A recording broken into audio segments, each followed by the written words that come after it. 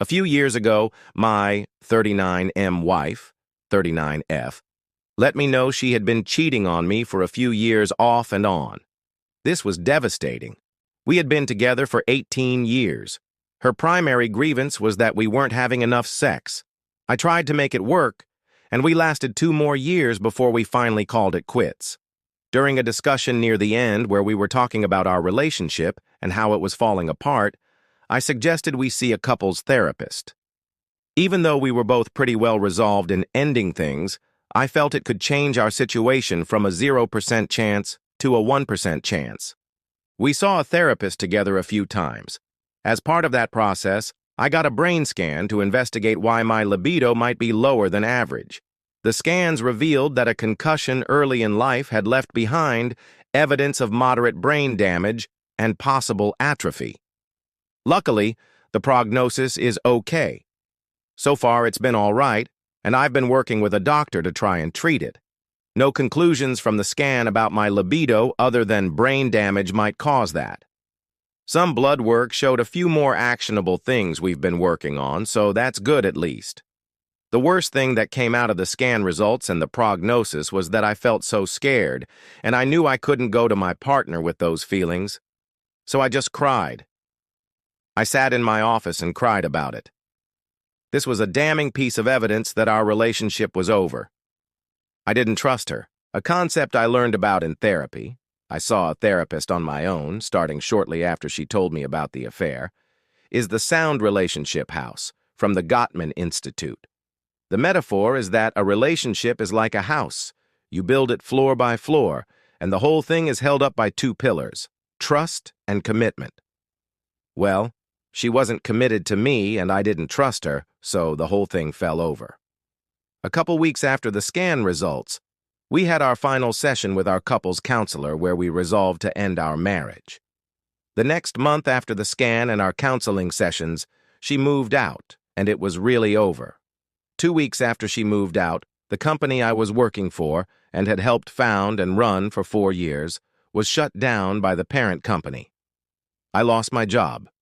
I was working with a therapist at the time, and he warned me, "There's a chance you may become unmoored, floating without direction," and he was totally right. I feel like I'm adrift at sea most days. I don't really have a lot of meaningful connections anymore.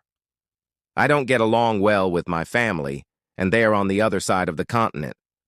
I have a couple close friends that I'm grateful for. I had a contract gig for a bit, but have not sought out another one.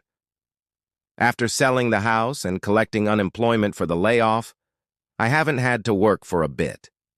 I'm very grateful and privileged to be in that position, but the emotional toll of these rapid-fire traumatic events has left me completely unmotivated and unraveled emotionally. There is so much pain and sadness from ending a relationship that spanned almost 2 decades. The most poignant example, I think, was when I was emptying the house. She had left behind some stuff for me to throw out. One thing was a box filled with every card I had ever given her for a birthday, anniversary, Christmas, or any occasion. I always took time to write something meaningful on them, to personalize them, and to draw dicks on them to make her laugh. I took a look, and they went all the way back to the start of the relationship. She saved them all, only to leave them here for me to put in a dumpster. I never felt as alone as I did when I was standing in the totally empty house that we had shared.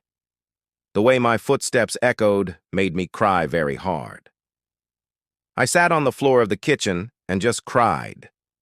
Now that the dust has settled after these major life upheavals, I'm left with the feeling of just being a total loser. Lost some of my health, lost my marriage, lost my job, and of course waves of sadness over what could have been knock me over every once in a while. But I recognize these feelings and cry about it, then keep going. I don't know what's next for me. I'll probably get another contract gig and just keep plowing forward. It's been almost 2 years since we broke up, and I've sometimes thought about dating. I got as far as making a Hinge account, and when it asked for photos of myself, I just closed the app and haven't gone back. My self-image is in shambles still, so maybe I'm not ready for that yet. My biggest takeaway from all of this is that therapy rules. It rules so hard, and everyone should do it.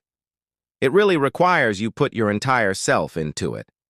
I did everything the therapist asked, read every book, and did every exercise. As a result, I do feel hope for the future. I know I'm low right now, but I'll bounce back eventually. The reason for that optimism is because of what I learned in therapy. I don't really know why I'm writing this here. I'm a guy, and I've been crying a lot, so I guess it fits. If anyone can relate to the rambling stuff I've written, then my sincere advice is to get a good therapist.